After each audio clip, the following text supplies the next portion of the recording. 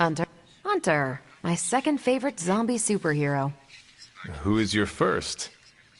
Tony, on 2 hours of sleep. So, what do you need? I have questions for you. Sure, ask away.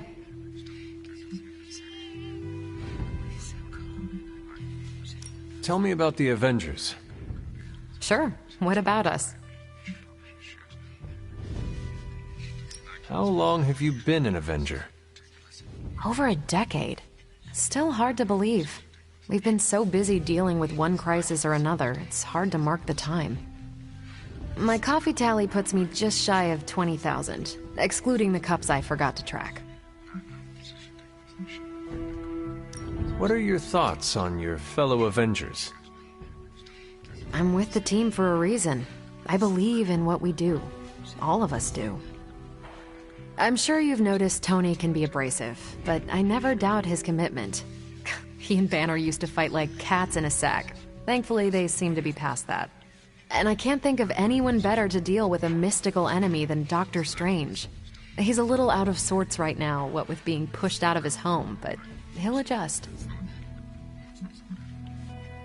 Do you think your team can find common ground with the Midnight Suns? Look, I try not to get involved in team politics. I'll work with anyone who gets the job done. I don't care what team they're from. Do all the Avengers feel the same? No comment. Tell me about yourself, Carol. What in particular? Who were you before you became Captain Marvel? Air Force pilot. I used to fly the unfriendly skies before I was attached to the space program. And back then, I was entirely human. You are not entirely human? Not since I uncovered actual, for-real aliens. There was an accident with some alien tech that rewrote my DNA, and now I'm half Kree. I have never heard of the Kree. Neither had I. They have a space empire. It's crazy to think they've been around far longer than you've been alive. How did Carol Danvers become Captain Marvel?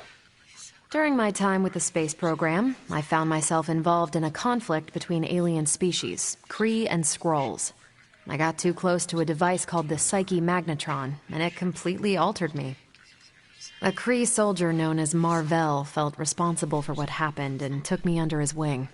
He was a hero in his own right, and we fought beside each other for years.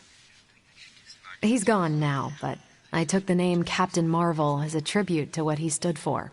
Since then, I've made the name my own. Your strength is hard for me to fathom. With all this gamma weirdness keeping Banner in banner form, I'm Earth's mightiest Avenger. Once Thor realized the Hulk was in a class of his own, he was not happy to be in third place. He still challenges me to arm wrestling contests, and loses. He's much less salty since I started calling him Asgard's mightiest Avenger. How powerful would you say you are? When someone says we need to call in the big guns, they're talking about me. Just don't say it in front of Bruce. The Hulk is an order of magnitude stronger, no question.